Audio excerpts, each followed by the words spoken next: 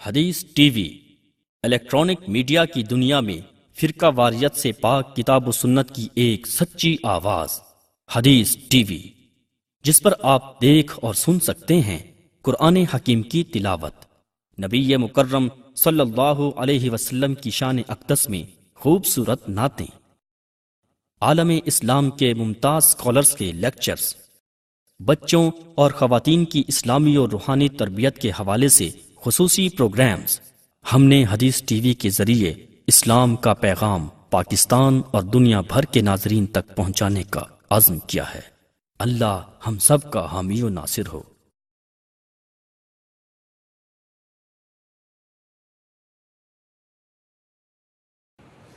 نحمده ونستعینه ونستغفره ونعوذ باللہ من شرور انفسنا ومن سیئات اعمالنا، من يهده اللہ فلا مضل له ومن يضلل فلا هادی له، واشهد ان لا الہ الا اللہ وحدہ لا شریک له، واشهد ان محمدا عبدہ ورسولہ، اما بعد فإن خیر الحدیث کتاب اللہ وخیر الحدی حدی محمد صلی اللہ علیہ وسلم، وشر الامور محدثاتها وكل محدثة بدعة وكل بدعة ضلالة وكل ضلالة في النار۔ رب اشرح لي صدري ويسر لي أمري واحلل عقدة من لساني يفقهوا قولي، اللهم انفعنا بما علمتنا وعلمنا ما ينفعنا وزدنا علما، رب اوزعني ان اشكر نعمتك التي انعمت علي وعلى والدي وان اعمل صالحا ترضى، واصلح لي في ذريتي اني تبت اليك واني من المسلمين۔ اعوذ باللہ السمیع العلیم من الشیطان الرجیم، بسم اللہ الرحمن الرحیم۔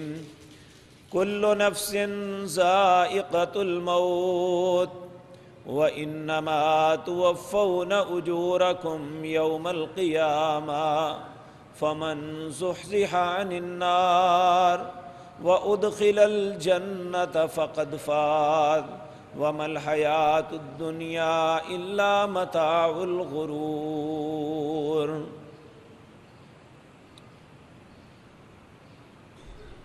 حضرات محترم، جس طرح انسانی زندگی ایک حقیقت ہے، اسی طرح موت بھی ایک اٹل حقیقت ہے جس پہ اگر کوئی انسان فرار ہونا چاہے بھی تو نہیں ہو سکتا۔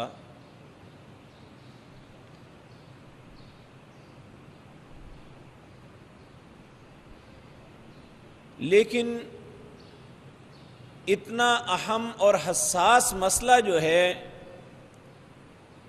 اس میں جتنی بے اعتدالی ہم کرتے ہیں ہمیں شاید احساس ہی نہیں ہے کہ ہم سے کتنی بڑی بھول ہو رہی ہے۔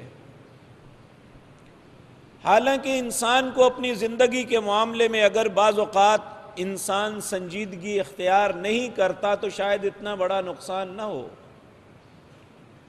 لیکن یہ انسانی زندگی کا اختتام ہے، اسی پہ اس کی آخرت کا فیصلہ ہونا ہے، اچھا یا برا۔ اگر انہی معاملات میں ہم بے اعتدالی کریں گے، اللہ اور اس کے رسول کے حکموں کی خلاف ورزی کریں گے، تو پھر آخرت میں خیر کی توقع رکھنا ایک بے وقوفی کے علاوہ کچھ نہیں ہے۔ اور یہاں یہ بات میں سمجھتا ہوں کہ ایک مسلمان ہونے کے ناطے کوئی مسلمان بھی اللہ یا اس کے رسول کی نافرمانی پسند نہیں کرتا، لیکن یہ بھی ایک حقیقت ہے جس سے انکار نہیں کیا جا سکتا۔ جس طرح دنیا کے اندر مال کے ڈکیت اور ڈاکو پھر رہے ہیں، چور اور لٹیرے ہیں، اسی طرح دین کے اندر بھی شیطان نے ایسے لوگوں کو پیدا کیا ہے۔ جس طرح دنیا میں ڈاکو، چور، لٹیرا یا کوئی فراڈیا انسان کسی کے مال کو غصب کرنے کے لیے مختلف ہتھ کنڈے استعمال کرتا ہے، اسی طرح شیطان کی ذریت اور اس کے ساتھیوں میں بہت سے ایسے لوگ ہیں جو انسان کو بہکا کے ایک ایسے رستے پہ، ایک ایسی لائن پہ چڑھا دیتے ہیں جو انسان کی ناکامی اور نامرادی کا سبب بن جاتی ہے۔ نبی مکرم جناب محمد الرسول اللہ صلی اللہ علیہ وسلم نے 3 مواقع ایسے بتائے جب انسان کو شیطان جو ہے یہ بہکا کے ہمیشہ کے خسارے میں مبتلا کر دیتا ہے۔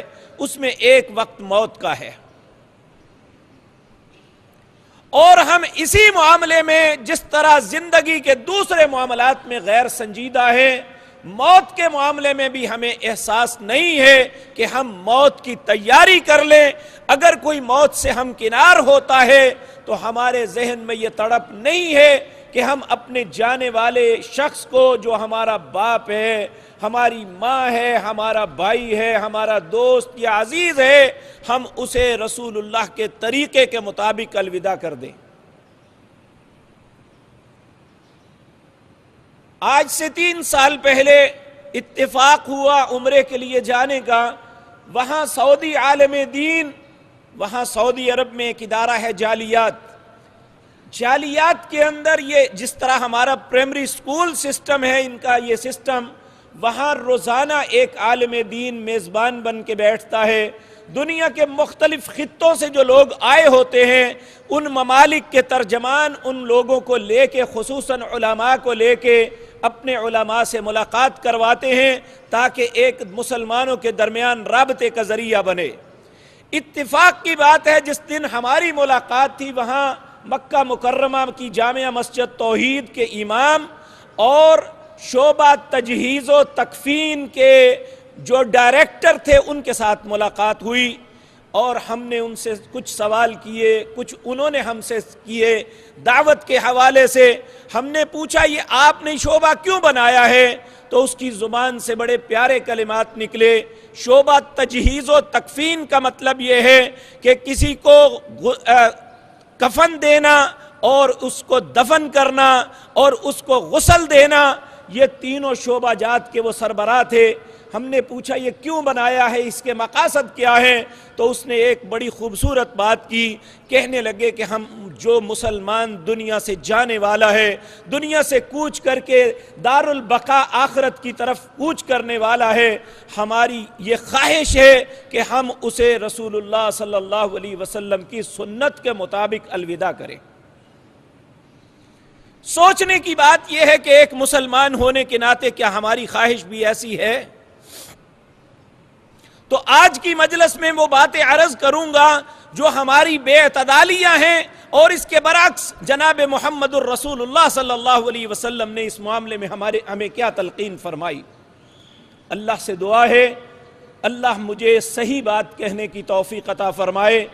اگر آپ کو وہ بات سمجھ آ جائے تو پھر اپنی زندگی میں اور آپ لاگو کر لیں، تاکہ ہم اور ہمارے عزیز و اقارب جو اس دنیا کو چھوڑ کے دار البقاء کی طرف جاتے ہیں وہ خیر کے ساتھ ان کے سفر کا آغاز ہو، اور اللہ ہمیشہ خیر اور بقاء کے دروازوں میں اسے داخل کر دے۔ میرے عزیز بھائیوں، گزشتہ جمعے آپ کے سامنے عرض کیا تھا کہ بیماری یہ مسلمان کے لیے کوئی پریشانی اور یہ سزا کا سبب نہیں ہوتی۔ نبی مکرم صلی اللہ علیہ وسلم کے فرمودات آپ کے سامنے رکھے، اور بیماری کے اندر انسان کیا کچھ کر سکتا ہے، ان میں چند ایک باتیں آپ کے سامنے گوش گزار کی تھی۔ یہاں آخری بات یہ بات سن لیں، نبی مکرم جناب محمد الرسول اللہ صلی اللہ علیہ وسلم کے متعلق ہماری ماں سیدہ عائشہ صدیقہ رضی اللہ تعالی عنہا فرماتی ہیں، جب آپ بیمار ہوئے کثرت کے ساتھ آپ کی زبان پہ یہ کلمات رہتے تھے، سبحان اللہ و بحمدہ استغفر اللہ و اتوب الیہ، اے اللہ پاک ہے تیری ذات، حمد کے لائق تو ہے، استغفر اللہ میں تجھ سے معافی طلب کرتا ہوں اور مجھے لوٹ کے تیرے پاس آنا ہے، یا تو لوٹ میری طرف رجوع کر، اے اللہ میرے گناہوں کو، میری غلطیوں کو معاف فرما دے۔ یعنی نبی کریم صلی اللہ علیہ وسلم نے اتنی کثرت کے ساتھ یہ کلمات پڑھے کہ اماں جی فرماتے ہیں میں آپ کو بتا نہیں سکتی کہ کتنی کثرت کے ساتھ آپ نبی کریم صلی اللہ علیہ وسلم اپنی بیماری کے اندر یہ کلمات کہتے رہے۔ ہم بھی زندگی میں ایسے دوراہوں پہ گزرتے ہیں جب کسی بیماری میں مبتلا ہوتے ہیں، کوئی انسان کو پتہ نہیں ہوتا کہ وہ واپس شفا عافیت کی طرف پلٹے گا یا اس کا بالآخر موت کے دروازے پہ جانا ہوگا۔ اس لیے جب بھی انسان بیماری میں مبتلا ہو تو اسے یہ بات ذہن میں رکھنی چاہیے کہ اللہ نے اسے یہ ایک موقع فراہم کیا ہے، جس طرح میں نے پچھلے جمعے بھی عرض کیا، اللہ فرماتے ہیں وَلَنُذِيقَنَّهُم مِّنَ الْعَذَابِ الْأَدْنَىٰ دُونَ الْعَذَابِ الْأَكْبَرِ لَعَلَّهُمْ يَرْجِعُونَ۔ میں چھوٹی چھوٹی تکلیفیں اس لیے دیتا ہوں، کسی مصیبت میں، کسی پریشانی میں اس لیے مبتلا کرتا ہوں کہ انسان بڑے عذاب سے بچ جائے، لَعَلَّهُمْ يَرْجِعُونَ، تاکہ یہ لوٹ آئے، ایسی کیفیت میں اللہ سے معافی مانگ لے۔ اچانک موت سے رسول اللہ صلی اللہ علیہ وسلم نے پناہ مانگی تھی، اے اللہ اچانک موت، اے اللہ میں اس سے تیری پناہ چاہتا ہوں، کیونکہ انسان کو احساس ہی نہیں ہوتا، وہ معافی مانگ ہی نہیں سکتا، اسے پتہ ہی نہیں چلتا اچانک موت آن پکڑتی ہے۔ اگر تو اس کی زندگی سابقہ ادوار جو ہیں، زندگی کا طرز عمل یہ اللہ اور اس کے رسول کی اطاعت میں تھا تو پھر یہ موت بھی اس کے لیے بری نہیں ہے۔ تو اگر انسان غفلت کی زندگی بسر کر رہا ہے تو اس کی اچانک موت اس کے لیے ایک بہت بڑا حادثہ ہے، ایک ایٹم بم ہے جس نے اسے ہلاک کر کے رکھ دیا، وہ دنیا میں بھی ہلاکت میں مبتلا ہوا اور آخرت بھی اس کی بربادی کا مقدر بنی۔ العیاذ باللہ، اللہ ہم سب کو اپنی پناہ میں رکھے۔ لیکن جب انسان بیماری میں مبتلا ہوتا ہے، ایک فطرتی طور پہ اس کا رجحان اللہ رب العزت کی جانب ہوتا ہے، وہ اللہ سے معافی طلب کرتا ہے، لیکن ایسا معاملہ بھی خوش نصیبوں کے ساتھ پیش آتا ہے، وگرنہ بیماری کے اندر بھی ٹی وی لگا کے مختلف موویز دیکھتے رہتے ہیں، اپنے دل کو بہلانے کے لیے کوئی نہ کوئی ایسی مجلسیں منعقد کرتے ہیں جو لایانی ہوتی ہیں، جس میں انسان غفلت کی زندگی بسر کرتا کرتا مر جاتا ہے، یا ڈاکٹرز جو ہیں اسے ایسی گولیاں، ایسی نشہ آور انجیکشن لگا دیتے ہیں کہ وہ بے ہوشی کی حالت میں، اسی حالت میں اس دار فانی کو کوچ کر جاتا ہے، اسے معافی کی توفیق نہیں ملتی۔ اگر بیماری آئی ہے تو انسان کو فوری طور پہ اللہ کی طرف رجوع کرنا چاہیے، اللہ سے اپنے گناہوں کی معافی طلب کرنی چاہیے۔ یہ ایک ایسا وقت ہے جو اللہ نے اس انسان کو بطور مہلت دیا۔ نبی کریم صلی اللہ علیہ وسلم نے فرمایا، جب انسان اپنے انجام کو دیکھ لیتا ہے اور وہ سمجھ لیتا ہے کہ بالآخر اب میری اس بیماری میں موت یقینی ہے، میں موت ہی کی جانب بڑھ رہا ہوں، ایک کیفا ہو جاتا ہے، تو ایسے حالات میں نبی کریم صلی اللہ علیہ وسلم پر جب آخری دنوں میں بخار نے غلبہ کر دیا، غشیوں پہ غشیاں آ رہی ہیں، تو آپ اپنی زبان سے جب بھی کلمات نکالتے، اللہم اغفر لی ورحمنی، اے اللہ مجھے معاف کر دے، اے اللہ مجھ پہ رحم کر دے، اللہم بالرفیق الاعلی، اے اللہ میں رفیق الاعلی کی رفاقت کو پسند کرتا ہوں۔ یہ ایسا وقت ہے جب انسان اگر اللہ پہ بدگمانی کرتا ہے تو اللہ بھی اس سے نفرت کرتے ہیں۔ ایسے حالات میں اگر انسان اللہ پہ بدگمانی نہیں کرتا، اللہ کی رفاقت کو پسند کرتا ہے، اللہ کی ملاقات کی امید رکھتا ہے۔ نبی مکرم صلی اللہ علیہ وسلم ایک نوجوان کے گھر گئے، وہ آپ کے صحابی تھے، آپ نے بیماری کی ایسی حالت میں دیکھا کہ وہ جیسے زندگی کے ایک ایسے دوراہے پہ تھا جب موت اور زندگی دونوں ایک بالکل سامنے کھڑی ہیں، کسی بھی وقت وہ موت سے ہمکنار ہو سکتا ہے۔ نبی مکرم صلی اللہ علیہ وسلم نے اس سے سوال کیا، میرے بھائی، میرے نوجوان ساتھی، اے میرے پیارے امتی، مجھے بتا اس وقت تو کیا محسوس کرتا ہے؟ تیرے احساسات کیا ہیں، تیرے دل کی کیفیت کیا ہے؟ وہ کہنے لگا اللہ سے اس کی رحمت کا امیدوار ہوں اور اللہ کے عذابوں سے ڈرتا بھی ہوں، اس سے خوف کھاتا ہوں۔ آپ نے فرمایا ایسے حالات میں جس کی یہ کیفیت ہو گئی وہ کامیاب ہو گیا، ایسے حالات میں انسان کو اللہ پہ بدگمان نہیں ہونا چاہیے کہ اللہ نے میرے ساتھ کیا کیا، میں کیوں ایسا جا رہا ہوں، موت مجھے کیوں مل رہی ہے، بلکہ یہ انسان کو سمجھ لینا چاہیے جو انسان ایمان کی حالت میں زندہ رہا، توحید پہ قائم رہا، اللہ کے فرائض کو ادا کرتا رہا، تو یہ موت تو اس کے لیے نعمت بن کے آ رہی ہے۔ یہ تو اسے وہ نعمتیں عطا کرے گی جو دنیا کی بے شمار وسعتوں کے باوجود، بے شمار اچھے گھروں کے باوجود، اچھے کاروباروں اور فیکٹریوں کے باوجود، وہ نعمتیں اس نے کبھی دیکھی بھی نہیں تھی، کبھی سوچی بھی نہیں تھی، جو اس کی موت کے بعد اللہ اسے عطا کرنے والے ہیں۔ اللہ رب العزت ہمیں بھی ایسا انسان بنائے جو ہر خوشی اور غمی، ہر تنگی اور ترشی کے وقت بھی اپنے رب پہ بے اعتماد نہ بنائے، ہم اپنے رب پہ اعتماد کریں، اس سے پیار کریں، اس سے ملاقات کی تمنا رکھیں۔ نبی کریم صلی اللہ علیہ وسلم، ہاں ایک بات ہے، موت کی سختیاں ہیں، آپ ان سے اللہ کی پناہ طلب کرتے، اللہم انی اعوذ بکا من سکرات الموت وغمرات الموت۔ اما جی عائشہ کہتے ہیں بخار نے آپ کو نڈھال کیا ہوا ہے، پانی کا پیالہ پاس پڑا ہے، آپ اپنا ہاتھ مبارک پانی میں ڈالتے، پھر اپنے چہرے پہ لگاتے، اس کی تلخی کو کم کرنے کے لیے اپنے چہرے پہ ہاتھ ملتے ہوئے اللہ سے یہ التجا کرتے، اے میرے مالک، اے میرے خالق، میں تیری پناہ چاہتا ہوں غمرات الموت، موت کی بے ہوشیوں میں، وسکرات الموت، اور موت کی سخت گھاٹیوں میں، اے اللہ تیری پناہ چاہتا ہوں، تیری مدد کا متمنی ہوں، اے اللہ ایسے حالات میں تو میری مدد فرما۔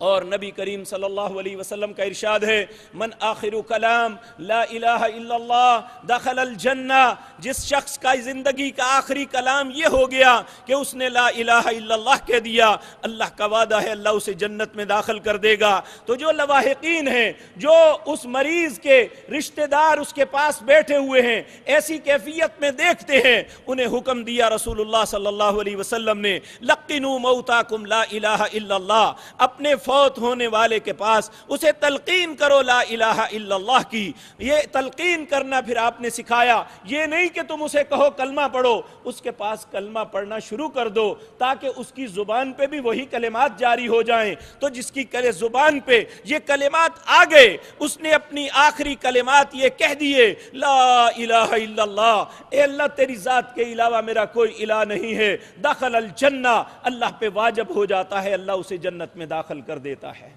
اللہ ہمیں آخری وقت پہ کلمہ نصیب فرما دے۔ یہ ایک ایسا وقت ہوتا ہے، نبی کریم صلی اللہ علیہ وسلم نے فرمایا، موت کی سختیوں کے اندر انسان نڈھال ہوتا ہے، وہ پانی کی طلب میں انتہائی، جس طرح سخت پیاسا آدمی وہ زندگی اور موت کے دوراہے پہ ہے اور پیاس کی وجہ سے اس کی جان ٹوٹ رہی ہے، اس کا حلق خشک ہو رہا ہے، شیطان ایک پانی کا پیالہ لے کے سامنے ظاہر ہوتا ہے، وہ اسے کہتا ہے کفر کا کلمہ بولو، میں تمہیں پانی پلاتا ہوں۔ یہ پانی کی طلب میں، پیاس کی شدت میں، بعض اوقات اللہ نہ کرے کوئی مسلمان ایسا بدقسمت بنے، شیطان کے کہنے پہ وہ اپنی زبان سے یہ کلمہ نکالتا ہے کفر کا، شیطان اپنے پیالے کو توڑ کے بھاگ جاتا ہے، اسی حالت میں اسے موت آ جاتی ہے اور یہ کلمہ کفر کے اوپر مر جاتا ہے۔ تو اس لیے نبی مکرم صلی اللہ علیہ وسلم نے فرمایا، لقنوا موتاکم لا الہ الا اللہ، جب ایسا وقت آ جائے، ایسے دوراہے پہ تمہارا کوئی عزیز ہو تو اس کے پاس بیٹھ کے تلقین کرو لا الہ الا اللہ کی۔ من آخر کلام لا الہ الا اللہ دخل الجنہ، جب اس کا آخری کلام لا الہ الا اللہ ہو گیا، دخل الجنہ، وہ جنت میں داخل ہو جائے گا۔ پھر اس کے بعد اگر ایک انسان فوت ہوتا ہے، پھر اس کے ساتھ کیا کرنا چاہیے، اس کے لواحقین کو کیا کردار ادا کرنا چاہیے۔ نبی مکرم صلی اللہ علیہ وسلم کے ایک ساتھی حضرت ابو سلمہ رضی اللہ تعالی عنہ فوت ہوتے ہیں، نبی کریم صلی اللہ علیہ وسلم کو پیغام بھیجا جاتا ہے، ابو سلمہ زندگی اور موت کے دوراہے پہ ہیں اور دنیا کو چھوڑ کے کسی بھی وقت چلے جائیں گے۔ جب آپ تشریف لائے تو ان کی روح جو ہے وہ نکل چکی تھی، آپ نے ان کی آنکھوں کو فوری طور پہ بند کیا، کیونکہ آنکھیں کھلی ہوئی تھی. آپ نے پھر لوگوں کو مخاطب ہو کے جو وہاں موجود تھے کہا جب یہ فرشتہ روح نکالتا ہے، روح لے کے چلتا ہے تو آنکھیں اس کا تعاقب کرتی ہیں اس روح کو لے جانے کا. اس لیے جب تمہارے میں سے کوئی فوت ہو جائے تو سب سے پہلا کام کرو اس کی آنکھوں کو بند کرو، اس کے اوپر ایک کپڑا دے دو. نبی کریم صلی اللہ علیہ وسلم کے اوپر ایک دھاری دار یمنی چادر دے دی گئی. اور حضرت ابوبکر صدیق رضی اللہ تعالیٰ عنہ جب آپ کی دنیا سے وصال کا آپ کو پتہ چلا تو آپ اپنی رہائش گاہ جو مدینہ سے باہر سنح کے مقام پہ تھی وہاں سے گھوڑے پہ تشریف لائے. مسجد نبوی میں ایک شور مچا ہوا ہے، لوگ نڈھال ہیں، غم نے بحال کر دیا. سیدنا عمر جیسے دلیر انسان بھی ان نڈھال ہیں اور آپ نے تلوار نکالی ہوئی ہے. کہا جس نے کہا محمد الرسول اللہ صلی اللہ علیہ وسلم فوت ہو گئے میں اس کی گردن اتار دوں گا. حضرت ابوبکر سیدھے جاتے ہیں اماں جی عائشہ کے گھر میں جہاں نبی مکرم صلی اللہ علیہ وسلم کا جسد اطہر پڑا ہوا ہے. آپ جا کے چادر اٹھاتے ہیں، دونوں آنکھوں کے درمیان آپ کی پیشانی پہ بوسہ دے کے کہتے ہیں اے اللہ کے نبی جو موت آپ کو آنی تھی وہ آ چکی، اس کے بعد آپ کوئی موت آپ کے لیے نہیں ہے. یاد رکھیں تاریخ کی کتابیں، سیرت کی کتابیں، احادیث کی کتابیں اٹھا کے دیکھ لیں. نبی مکرم صلی اللہ علیہ وسلم نے فرمایا لوگوں میری امت پہ جتنے فتنے آنے والے ہیں ان میں سب سے بڑے جو فتنے ہیں ان میں ایک فتنہ میری موت کا ہے جب لوگ اپنے حواس کھو بیٹھیں گے. اور واقعتاً آپ کی دنیا سے تشریف لے جانے کے وقت صحابہ کی جو کیفیت تھی صحابہ بیان کرتے ہیں صرف دو لوگ ایسے تھے، ایک کا نام سیدنا ابو بکر بن ابی قحافہ ہے اور دوسرا عباس بن عبد المطلب ہے. ایک رسول اللہ کے چچا ہیں، ایک رسول اللہ کے سسر ہیں. یہ دونوں، ان کے علاوہ 1,00,000 سے زیادہ انسان میں کوئی بھی انسان اپنے حواس کو قائم نہیں رکھ سکا تھا. تو کہا نبی کریم صلی اللہ علیہ وسلم نے فرمایا جب کوئی فوت ہوتا ہے تو اپنے حواس کو قائم رکھو اور جو معاملات ہیں ان کی ادائیگی کے لیے اپنے ذہن کو حاضر رکھ کے اللہ کی فرما برداری میں ان امور کو انجام دینے کا پروگرام مرتب کرو. اگر یہ دو بھی نہ ہوتے تو شاید دنیا میں اس وقت کیفیت کیا ہوتی. اللہ رب العزت نے ان کو بہت بڑا حوصلہ دیا، انہوں نے سارے معاملات کنٹرول کیے. پھر ممبر پہ آئے سیدنا ابوبکر صدیق رضی اللہ تعالیٰ عنہ، لوگوں کو ان کی کیفیت دیکھ کے کہا اگر میں انہیں کہوں بیٹھ جاؤ خاموش ہو جاؤ تو یہ الجھ پڑیں گے. آپ نے آ کے ممبر پہ اللہ کی حمد و ثنا بیان کی، خطبہ دیا اور جب اللہ کی آیات کی تلاوت کی تو صحابہ کی عادت تھی جب اللہ کی کلام پڑھی جاتی تو خاموش ہو جاتے. سارے ہمتن گوش سیدنا ابوبکر کی بات سننے لگے. آپ نے اللہ کی حمد و ثنا بیان کرنے کے بعد کہا وما محمد الا رسول قد خلت من قبله الرسل افإن مات او قتل انقلبتم على اعقابكم ومن ينقلب على عقبيه فلن يضر الله شيئا. ایھا الناس، اے لوگو جان لو یہ بات جان لو، من کان یعبد محمدا فإن محمدا قد مات ومن کان یعبد اللہ فإن اللہ حی لا یموت. لوگو یہ محمد اللہ کے رسول تھے، ان سے پہلے بہت سے رسول گزر جائے، اگر یہ قتل کر دیے جائیں یا یہ دنیا سے فوت ہو جائیں کیا تم اپنی ایڑیوں سے پھر جاؤ گے؟ یاد رکھو ومن ینقلب علی عقبیہ، جو بھی اپنی ایڑیوں پہ پھرے گا لن یضر اللہ شیئا، اللہ کا کچھ بھی نہیں بگاڑ سکے گا. اگر کائنات کی اس شخصیت جن کا نام محمد الرسول اللہ ہے، کائنات میں اللہ کی ذات کے علاوہ اگر کوئی شخصیت ناگزیر ہے تو وہ جناب محمد الرسول اللہ کی ہے. تو اگر آپ ایک وقت آیا آپ اس دنیا کو چھوڑ کے دار البقاء کی طرف چلے گئے تو ہمارے ماں باپ کی کیا حیثیت ہے، ہمارے بہن بھائیوں ہماری اولادوں کی کیا حیثیت ہے؟ ہم ان پہ جزے فضے شروع کر دیں. اس لیے یہ بات یاد رکھیں. پھر دوسری بات آپ نے کہی من کان یعبد محمدا فإن محمدا قد مات، جو تم میں سے محمد کی عبادت کرتا تھا وہ سمجھ لے اس کا رب فوت ہو گیا. ومن کان یعبد اللہ فإن اللہ حی لا یموت، جو اللہ کی پوجا کرتا تھا، جو اللہ کی عبادت کرتا تھا، جو اللہ کے حکموں کے مطابق چل نکلنے والا تھا، اس کا رب ہمیشہ زندہ ہے۔ حضرت عمر کہتے ہیں میرے ساتھ ایسے ہوا جیسے میری کمر ٹوٹ گئی، میری کمر پہ کسی نے چوٹ مار دی، میں گر پڑا اور مجھے احساس ہو گیا جو ابو بکر کہتے ہیں وہ درست ہے، مجھے اس حقیقت کو قبول کر لینا چاہیے۔ تو یاد رکھیں موت ایک حقیقت ہے جو آ جاتی ہے، اور اس پہ جزا فضا یہ اللہ کو قطعاً ناپسند ہے۔ اللہ رب العزت نے دو آوازوں پہ ہمیشہ لعنت بھیجی ہے۔ جب سے یہ اللہ نے اپنی یہ کائنات بنائی اور جب تک یہ کائنات باقی رہے گی، اللہ دو آوازوں پہ ہمیشہ لعنت کرتا ہے۔ ایک خوشی کے وقت باجے گاجے کی، آلات مزامیر کی، گانے اور غنا کی، اور دوسری مصیبت کے وقت جزا فضا کی، بین ڈالنے کی، پیٹ پیٹ کے رونے کی، اپنے کپڑوں کو پھاڑنے کی۔ جو شخص ایسا کرتا ہے اللہ ان دونوں آوازوں پہ اپنی لعنت برساتا ہے۔ مالک الملک ہم پہ رحم فرمانا۔ میرے عزیز بھائیو، نبی مکرم صلی اللہ علیہ وسلم کے یہ صحابی ابو سلمہ فوت ہوتے ہیں، آپ فوراً ان کے گھر گئے، ان کی آنکھیں بند کی اور کہا کہ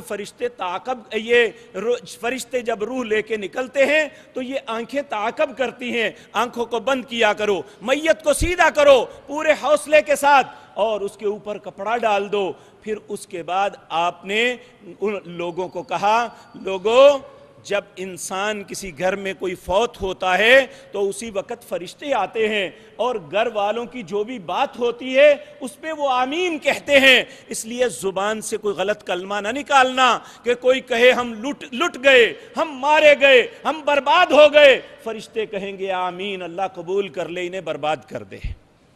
اس لیے یہ بات نہیں کہنی چاہیے۔ یہ اللہ کی سنت اور طریقہ ہے۔ جو انسان دنیا میں آیا ہے ایک دن اس نے اس دنیا کو چھوڑ کے واپس پلٹنا ہی ہے، یہ اللہ کا حکم ہے، اور اس حکم کو قبول کرنا مسلمان کی دانائی اور عقل مندی کی علامت ہے۔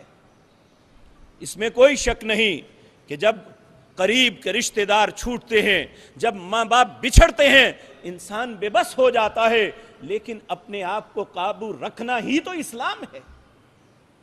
اللہ رب العزت بڑے واضح انداز میں فرماتے ہیں وَلَنَبْلُوَنَّكُمْ بِشَيْءٍ مِّنَ الْخَوْفِ وَالْجُوعِ وَنَقْصٍ مِّنَ الْأَمْوَالِ وَالْأَنفُسِ وَالثَّمَرَاتِ وَبَشِّرِ الصَّابِرِينَ، میں ضرور آزماؤں گا، ضرور تمہیں آزماؤں گا۔ وَلَنَبْلُوَنَّكُمْ، ضرور آزماؤں گا، بِشَيْءٍ، کسی بھی چیز کے ساتھ، مِّنَ الْخَوْفِ، خوف، وَالْجُوعِ، بھوک، وَنَقْصٍ مِّنَ الْأَمْوَالِ، تمہارے مال کو چھین کے، وَالثَّمَرَاتِ، پھل اور روزیاں بھی چھین لوں گا، وَنَقْسِم مِّنَ الْأَمْوَالِ وَالْأَنفُسِ، جان بھی لے سکتا ہوں، تمہارے عزیز ترین رشتے کو چھین سکتا ہوں، وَالْأَنفُسِ وَالثَّمَرَاتِ وَبَشِّرِ الصَّابِرِينَ، بشارت ان کے لیے ہیں جو اللہ کے فیصلے پہ صبر کر لیتے ہیں۔ ان اللہ مع الصابرین، اللہ صبر کرنے والوں کے ساتھ ہے۔ الذین اذا اصابتہم مصیبۃ، مسلمان کا کردار اللہ کیا سمجھتا ہے، کیسا ہونا چاہیے؟ الذین اذا اصابتہم مصیبۃ، جب بھی اس کو کوئی مصیبت پہنچتی ہے، قالوا، وہ کہتے ہیں، انا للہ و انا الیہ راجعون، اے اللہ یہ تیرا تھا جو تو لے گیا، و انا الیہ راجعون، میں بھی تیرا ہوں، مجھے بھی لوٹ کے تیرے ہی پاس آنا ہے۔ اور نبی کریم صلی اللہ علیہ وسلم جب کسی کے پاس تعزیت کے لیے جاتے، جو کلمات کہتے ہیں ہمیں اس پہ غور کرنا چاہیے۔ آپ اسے یہ احساس دلاتے، ان للہ ما اخذ، اے میرے بھائی جو کچھ اللہ نے لیا ہے یہ اس کا تھا، تیرا نہیں تھا۔ میں اپنا باپ سمجھتا ہوں کسی کو، لیکن مجھ سے زیادہ اللہ اس کا حق رکھتا ہے، کیونکہ میرے باپ کو میں نے پیدا نہیں، میرے اللہ نے پیدا کیا تھا، وہ اللہ لے گیا۔ میرے بھائی کو میں نے نہیں، میرے رب نے پیدا کیا تھا، وہ لے گیا۔ العیاذ باللہ، اے مالک ایسی آزمائشوں میں ہماری مدد فرمانا۔ تو یہ بات یاد رکھیں، الذین اذا اصابتہم مصیبۃ، آپ فرماتے ان للہ ما اخذ وللہ ما آتا، جو لے گیا وہ اس کا تھا، اور جو تیرے پاس ہے وہ بھی اللہ کا ہے، وہ بھی تیرا نہیں ہے۔ وَكُلُّ شَيْءٍ عِندَهُ أَجَلٌ مُّسَمًّى، اور اللہ نے ہر چیز کا ایک وقت مقرر کیا ہوا ہے اور وہ اپنے وقت کے مطابق فیصلہ کر دیتا ہے۔ وَلَن يُؤَخِّرَ اللَّهُ نَفْسًا إِذَا جَاءَ أَجَلُهَا، جب اللہ کا فیصلہ آ جاتا ہے تو ایک لمحہ بھی آگے یا پیچھے نہیں ہو سکتا۔ وَلَن يُؤَخِّرَ اللَّهُ نَفْسًا إِذَا جَاءَ أَجَلُهَا، اس لیے اللہ کی اجل کو، اس کے فیصلے کو قبول کرنا ہی مسلمان کی علامت ہے، اس کی اسلام کی اور اس کی دانائی اور اس کی عقل مندی کی دلیل ہے۔ اللہ رب العزت ہمیں بھی اچھا مسلمان بنائے۔ تو میرے عزیز بھائیو، آپ فرماتے فَلْتَسْتَبِرْ وَلْتَحْتَسِبْ، صبر کر اور اللہ سے اجر کی امید رکھ۔ اگر صبر نہیں کرے گا تو اللہ سے اجر نہیں ہے۔ نبی کریم صلی اللہ علیہ وسلم نے فرمایا بعض میتوں کو اس لیے اللہ عذاب دیں گے کہ اس کے گھر والوں نے جزا فضا کر کے اور رو رو کے پیٹ پیٹ کے زبان سے آوازیں نکال کے اور ایسا نوحہ کر کے یہ شیطان کو اپنے گھر میں داخل کیا، جس کی وجہ سے اس میت کو اللہ عذاب دے دیتا ہے بعض اوقات۔ اس لیے ہمیں ان باتوں سے اجتناب کرنا چاہیے۔ ام سلمہ رضی اللہ تعالی عنہا، ان کا خامد جب ابو سلمہ فوت ہوا، یہ خوش نصیب خاتون بعد میں ہمارے پیارے پیغمبر صلی اللہ علیہ وسلم کے عقد میں آئی اور ہماری ماں بنی، امہات المومنین میں ان کا شمار ہوا۔ جب ابو سلمہ فوت ہوئے، یہ صحیح مسلم میں روایت ہے، کہنے لگی میں نے ایک پروگرام تشکیل دیا، میں نے کہا کہ میں ایسا روؤں گی کہ عرصے تک لوگ جو ہیں میرے رونے کے تذکرے کریں گے کہ کوئی اپنے خامد کے مرنے پہ اتنا روئی یا پیٹی یا اتنا نوحہ کیا تھا۔ اور میں نے ایک خاتون کو اپنے پروگرام میں شامل کیا، وہ خاتون آمادہ ہو گئی اور ہم دونوں نے پروگرام بنایا۔ رسول اللہ صلی اللہ علیہ وسلم کو ہمارے پروگرام کا پتہ چل گیا، آپ ہمارے گھر تشریف لائے تو آپ نے مجھے نہیں مخاطب کیا کیونکہ میرا خامد تھا اور ہم غم میں تھے۔ آپ اس عورت کو مخاطب ہو کے کہتے ہیں اے بیٹی، کیا اس گھر سے اللہ نے شیطان کو نکال دیا تھا، تو اس گھر میں دوبارہ شیطان کو داخل کرنے لگی ہے؟ تو اس کا مطلب یہ ہے کہ نوحہ کرنا، آوازاریاں کرنا، چیخ چیخ کے رونا، یہ شیطان کو اپنے گھر میں داخل کرنا ہے۔ اور کون پسند کرتا ہے کہ اپنے باپ یا ماں کے لیے شیطان کو گھر میں لے آئے؟ لیکن ہماری بدقسمتی یہ ہے کہ ہم لا علمی میں، جہالت میں اور بے صبری کے ساتھ یہ سب کچھ کر گزرتے ہیں۔ ہمیں یہ احساس نہیں ہوتا کہ ہماری کوتاہی، ہماری غلطی کی جہاں ہمیں سزا ملے گی، ہمارے ماں باپ کو بھی بھگتنی پڑے گی۔ تو اس لیے اپنے آپ کو کنٹرول کرنا چاہیے۔ ایک مرتبہ نبی کریم صلی اللہ علیہ وسلم آپ بقیع الغرقد، مدینے کے قبرستان کے اندر سے گزرتے ہوئے آ رہے تھے، آپ نے ایک عورت کو دیکھا کہ وہ اپنے بیٹے کی قبر پہ بیٹھی رو رہی تھی زور زور سے۔ آپ نے اسے کہا اے بی بی صبر کر، اللہ سے ڈر جا۔ کہا اتق اللہ، اللہ سے ڈر جا اور صبر کر۔ اس نے کہا اپنا رستہ لو، تیرا مرا ہوتا یا تیرے ساتھ یہ معاملہ ہوتا تو تجھے پتہ چلتا۔ اسے پتہ نہیں چلا تھا کہ یہ رسول اللہ صلی اللہ علیہ وسلم ہے۔ بعد میں آپ نے اس کا کوئی جواب نہیں دیا، اس کی جہالت پہ خاموش ہو کے آپ آگے چل پڑے۔ آپ نے کہنا تھا کہہ دیا۔ آپ جب آگے چلے تو ایک شخص نے کہا بی بی تمہیں پتہ ہے کس کو یہ جواب دیا ہے؟ وہ کہنے لگی مجھے کیا پتہ، میں تو اپنے بیٹے کو رو رہی ہوں۔ انہوں نے کہا تو نے رسول اللہ صلی اللہ علیہ وسلم کو ایسا کیا، اسے تو اپنی ایمان کی فکر، آخرت کی بربادی کا رونا پڑ گیا، اس نے سارا کچھ چھوڑا، آپ کے دروازے پہ گئی۔ حدیث میں لفظ ہے وہاں کوئی دربان نہیں تھا، تو دروازے کے اندر جا کے کہنے لگی یا رسول اللہ میں نے صبر کر لیا، مجھے علم نہیں تھا کہ آپ نے مجھے یہ بات فرمائی ہے۔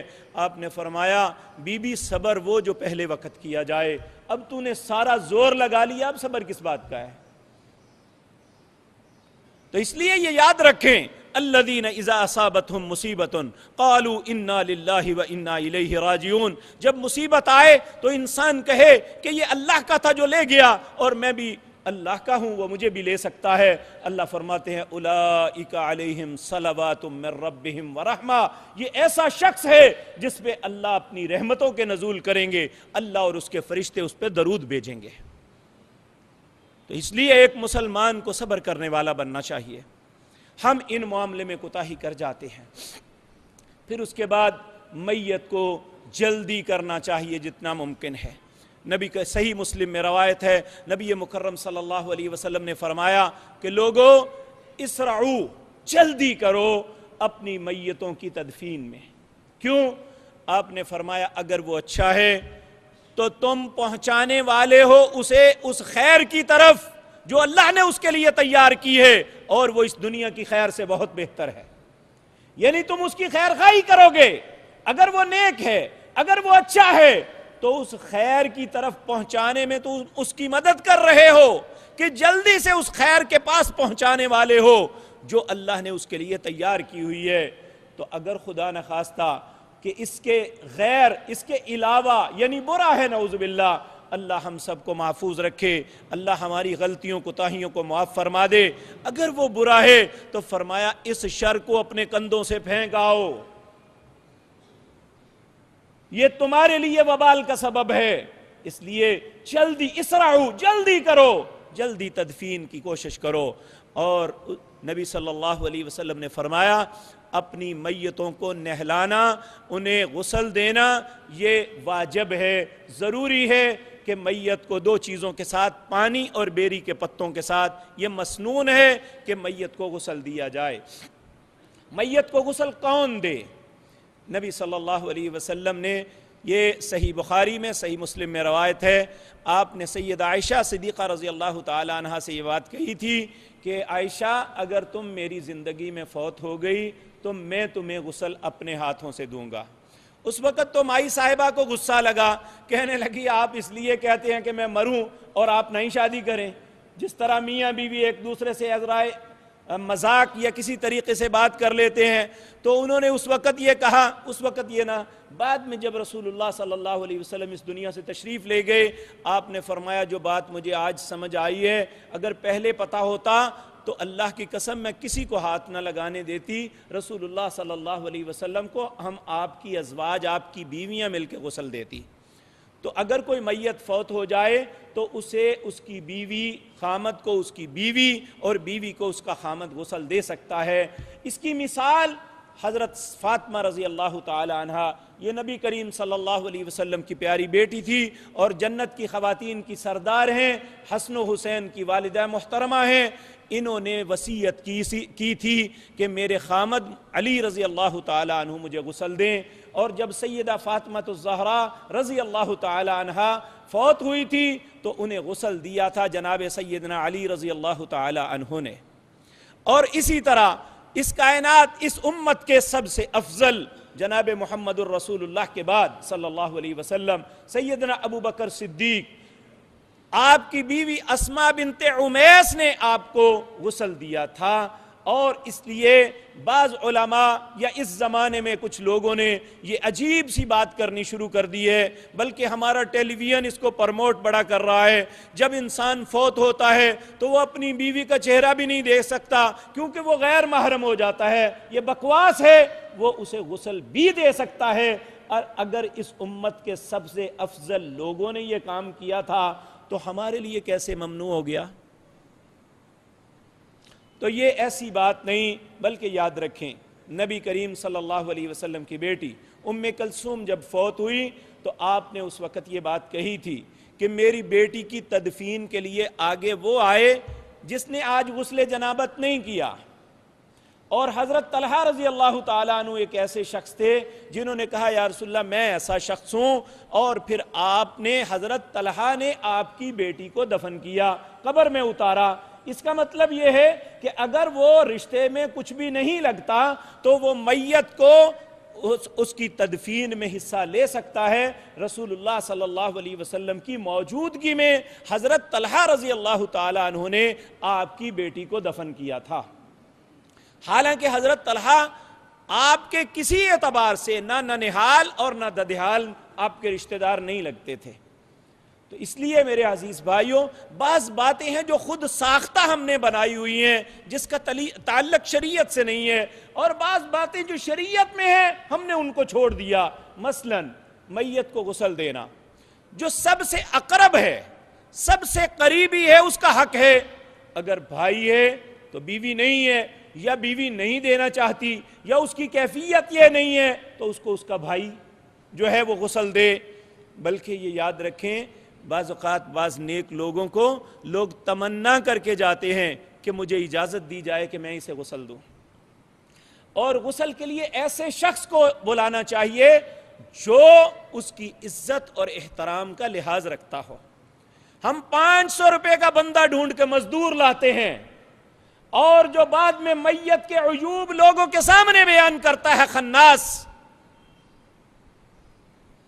اس لیے باپ کی قدر 500 کے ساتھ نہیں، جس باپ نے ہماری زندگی کی غلاظتوں کو صاف کیا، جس نے ہماری کمینگیوں پہ پردہ ڈالا، جس نے ہماری پرورش کے لیے اپنی جوانی کو بڑھاپے میں بدل دیا، کیا اس کا حق نہیں ہے کہ آج وہ میت کی صورت میں پڑا ہوا ہے، میں اپنے ہاتھوں سے اپنے باپ کو الوداع کرنے کے لیے نہلا دوں؟ کیا بیٹی پہ یہ حق نہیں ہے کہ وہ اپنی ماں کو اپنے ہاتھوں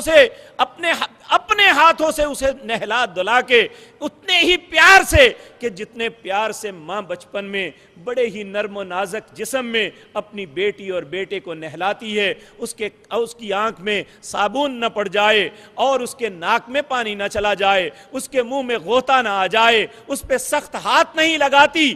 آج یہ بوڑھا باپ، یہ بوڑھی ماں میت کی صورت میں پڑی ہوئی ہے اور مجھے اس کے جسم سے نفرت آ رہی ہے۔ لعنت ہے ایسے اولادوں پہ جو اپنے ماں باپ کا اتنا احترام بھی اپنی دل میں نہیں رکھتے۔ ممکن ہے میری زبان سے یہ بات سخت نکل گئی ہو، لیکن حقیقت بات یہ ہے جس نے پوری زندگی کی محنت کی قدر نہیں کی، اسے اس کے علاوہ کیا کہا جا سکتا ہے؟ اور پھر یہ بھی نہیں، اللہ ہمیں مفت سے یہ کام نہیں لیتا۔ جو کسی میت کو اللہ کی رضا کے لیے غسل دیتا ہے تو جب وہ غسل دے کے فارغ ہوتا ہے، جس طرح اس نے اس کے جسم کی میل کچیل کو، اس کے جسم کی غلاظتوں کو صاف کیا، نہلانے والے کے گناہوں کو اللہ معاف کر دیتا ہے۔ اور جو کسی میت کو کفن دیتا ہے اللہ کی رضا کے لیے، اس لیے نہیں کہ وہ میرا سمدی ہے، اس لیے نہیں کہ وہ میرا ماموں ہے یا چچا ہے، اس لیے نہیں کہ وہ میرا بھتیجا ہے، صرف اللہ کی رضا کے لیے کہ میرا مسلم بھائی ہے یا میری بہن ہے، اس لیے اللہ کی رضا کے لیے جو کسی کو اللہ کو راضی کرنے کے لیے کفن پہناتا ہے، اللہ قیامت کے دن جنت کے اندر اسے سبز حلہ پہنائیں گے جسے لوگ دیکھ کے رشک کریں گے کاش ہم سے بھی یہ نیکی ہو جاتی۔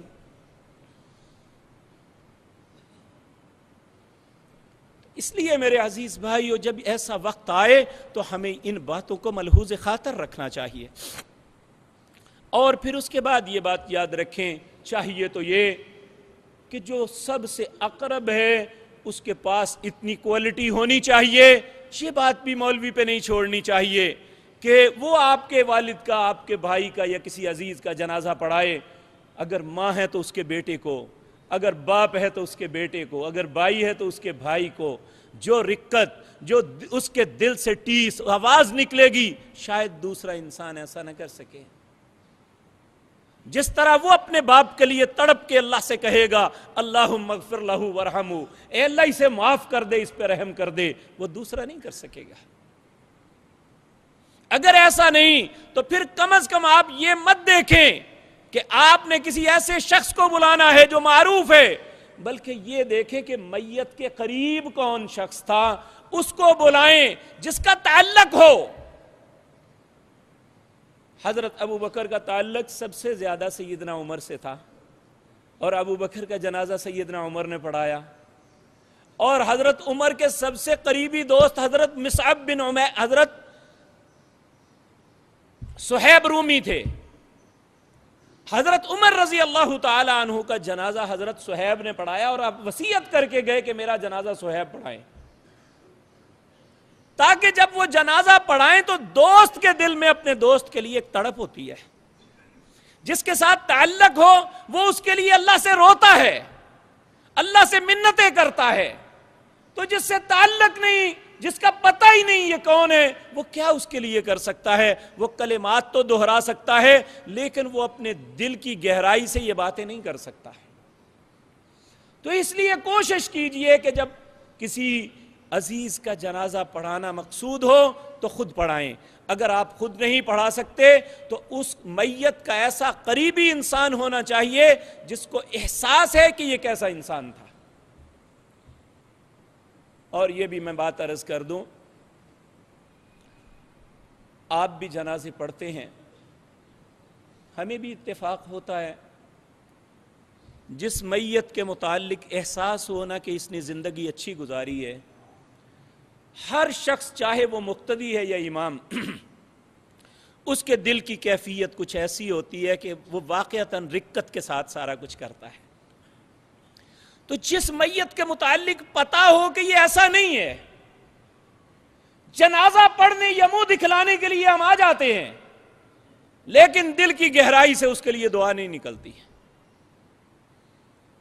تو اس لیے یہ بات کاروباری لوگوں پہ مت ڈالیں جو جنازہ پڑھانے کے، نکاح پڑھانے کے، نہلانے کے، ہر چیز کے پیسے بانٹتے ہیں، ہر چیز کی قیمت وصول کرتے ہیں۔ آپ اس شخص کو ایسی دعوت دیجئے جو احساس کرنے والا ہے امت کے اندر، جو مسلمان کی قدر کرتا ہے، جس کا کوئی بھی لالچ نہیں ہے اس معاملے میں، وہ اللہ کی رضا کے لیے اس کا جنازہ پڑھتا ہے۔ اور یاد رکھیں، جو شخص کسی مسلمان کا نماز جنازہ اللہ کی رضا کے لیے پڑھتا ہے، اللہ جنازہ پڑھنے کے سبب ایک احد پہاڑ کے برابر نیکیاں دیتا ہے۔ مدینہ منورہ کا یہ پہاڑ 1 کلومیٹر لمبا ہے، 4 کلومیٹر لمبا، 1 کلومیٹر بلند ہے اور 4 کلومیٹر لمبا ہے، اس کا کتنا وزن ہوگا؟ کوئی انسان تصور کر سکتا ہے؟ آپ نے مکہ مکرمہ میں دیکھا ہوگا کہ بیت اللہ کے سامنے شارع ابراہیم خلیل پہ ایک پہاڑ انہوں نے توڑا جس کا نام جبل عمر تھا۔ 5 سال تک مسلسل وہ توڑتے اور اٹھاتے رہے، اس کا ملبہ نہیں اٹھا سکے۔ یہ اتنی اللہ کی مخلوق سخت اور اتنی وزنی ہے۔ تو میرے عزیز بھائیو، ایک مسلمان کا جنازہ اگر خیر خواہی کے ساتھ پڑھیں تو اگر وہ اس کی تدفین میں بھی حصہ لے کے اس کی اس امتحان میں کامیابی کے لیے اللہ سے دعا کرتا ہے، اللہ 2 احد پہاڑوں کا ثواب دے دیتا ہے۔ تو اس لیے جب ہم کسی کا جنازہ پڑھنے بھی جائیں تو فارمیلٹی کے لیے نہیں۔ یہاں ایک بات عرض کر دوں میں، حضرت عبداللہ بن عمر رضی اللہ تعالیٰ عنہ، حضرت عبداللہ بن عباس، یہ نبی کریم کے چچا کے بیٹے، چچا زاد بھائی تھے، ایک جنازے کے پاس کچھ لوگوں کو ہنس کے باتیں کرتے ہوئے دیکھا کہ میت پڑی ہوئی ہے، پاس وہ اپنی گپ شپ لگا رہے ہیں، زور زور سے بول رہے ہیں اور ہنس رہے ہیں۔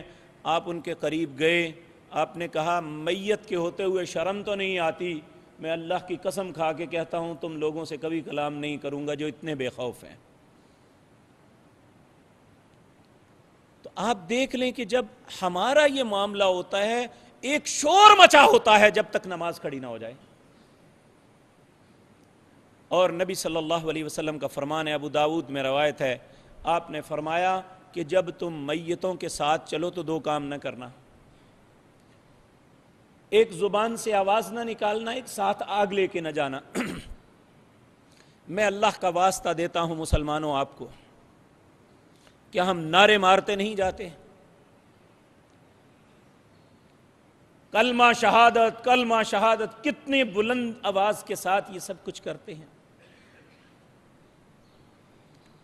اور پھر اگر سمجھایا جائے تو اور زور سے کہتے ہیں کہ یہ فلاں مسلک کا ہے اس لیے منع کر رہا ہے۔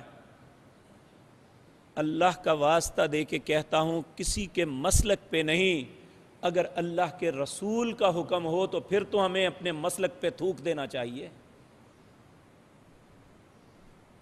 کل قیامت کے دن اللہ کی بارگاہ میں کون سا منہ لے کے پیش ہوں گے؟ کسی مولوی کی مخالفت کرنا کوئی بڑی بات نہیں ہے، اور اللہ آپ کو شاید پوچھے گا بھی نہیں، لیکن جب ہم بحیثیت مسلمان اپنے نبی کی مخالفت کریں گے تو اللہ کا واضح طور پہ اعلان ہے فَلْيَحْذَرِ الَّذِينَ يُخَالِفُونَ عَنْ أَمْرِهِ أَن تُصِيبَهُمْ فِتْنَةٌ أَوْ يُصِيبَهُمْ عَذَابٌ أَلِيمٌ. تمہیں اللہ کے نبی کی مخالفت کرتے ہوئے اللہ سے ڈرنا چاہیے، اللہ تمہیں کسی فتنے میں مبتلا نہ کر دے یا دردناک عذاب میں نہ ڈال دے. ہم نے تماشا بنایا ہوا ہے اور کہتے ہیں حرج کیا ہے؟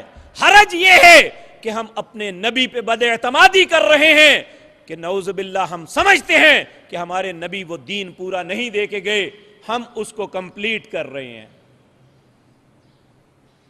ان کو یہ بات یاد نہیں آئی تھی، اللہ نے ان کی رہنمائی نہیں کی، انہیں کہنا بھول گئے. یہ وہی اللہ کو بھول گئی کہ وہ اللہ اپنے پیغمبر کو بتا دیتے کہ جب میت کو کندھا دینا تو کلمہ شہادت کے بلند آواز کرنا. تو اللہ یہ بھول گئے تو ہمیں یہ یاد آ گیا. شرم نہیں آتی؟ نہ مولوی کو شرم آتی ہے. ایک نہیں 1000 مرتبہ علماء کی مجلس میں ہاتھ باندھ کے یہ بات عرض کی ہے، اللہ کے لیے اگر کوئی دلیل ہے تو ہمیں دے دو. ہم بھی کہتے ہیں، اور بے شرمی کی انتہا یہ ہے دلیل بھی کوئی نہیں اور چھوڑیں گے بھی نہیں. ٹھیک ہے، کوئی فرق نہیں پڑتا، اللہ کی عدالت میں فیصلہ ہوگا. اللہ یحکم بینکم یوم القیامت فیما کانوا فیہ یختلفون. اللہ کہتے ہیں کہ جو بھی تم اختلاف کرتے ہو میں قیامت کے دن خود فیصلہ کروں گا. میں پورے وثوق کے ساتھ کہتا ہوں، میں قیامت تک اس بات کا انتظار کروں گا. جب تک اللہ نے سانسیں دی میں ہاتھ باندھ کے معافی مانگوں گا کہ میں نے غلط کیا ہے. آپ کوئی دلیل اللہ کے رسول سے لے آئیں کہ اللہ کے نبی نے، آپ کے صحابہ نے، چاروں ائمہ دین نے، کسی شخص نے کسی میت کے پیچھے اس طرح نعرے بازی کی ہو تو میں بھی انشاءاللہ شروع کر دوں گا. اگر نہیں تو اللہ سے ہمیں ڈرنا چاہیے. یہ نہیں سوچنا چاہیے کہ کون کس مسلک کا ہے. ہم سب کا مسلک لا الہ الا اللہ محمد الرسول اللہ ہے. اگر ہم اس مسلک پہ قائم ہیں تو اللہ کے علاوہ الہ کوئی نہیں ہے، محمد کے علاوہ رہنمائی کوئی نہیں ہے صلی اللہ علیہ وسلم.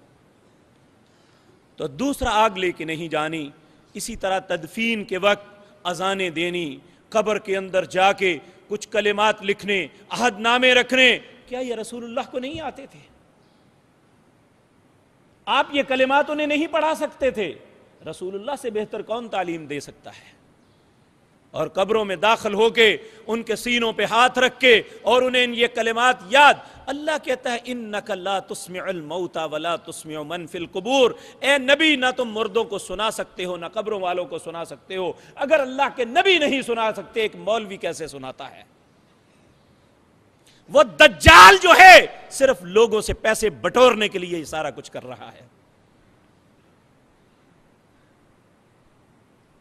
اور ہم ہیں تو اس بات پہ خوش ہیں کہ لو جی ہمارے اس سال کے لیے ہمارے گھر والوں کو کلمہ پڑھانے کے لیے مولوی صاحب خود تشریف لائے تھے. کلمہ تو وہ جو موت کے وقت پڑھنا چاہیے تھا، اس وقت تو پڑھا نہ، بعد کے نعرے بازی کا کیا فائدہ؟ اسی طرح میرے عزیز بھائیوں، نبی صلی اللہ علیہ وسلم یاد رکھیں، آپ کے چچا کے بیٹے حضرت علی کے بڑے بھائی جعفر بن ابی طالب جنگ موتا میں شہید ہوئے. آپ ان کے گھر آ کے ان کی موت کی خبر دی جو اللہ نے وحی کے ذریعے آپ کو دی تھی. آپ پھر اپنے گھر آئے، کہا نبی کے گھر والوں، جعفر کے گھر والوں پہ مصیبت آئی ہے، ان کا کھانا پکاؤ. مولوی کہتا ہے تمہارا مر گیا ہے بے شک، قرض اٹھاؤ، کھانا ہمارا پکاؤ.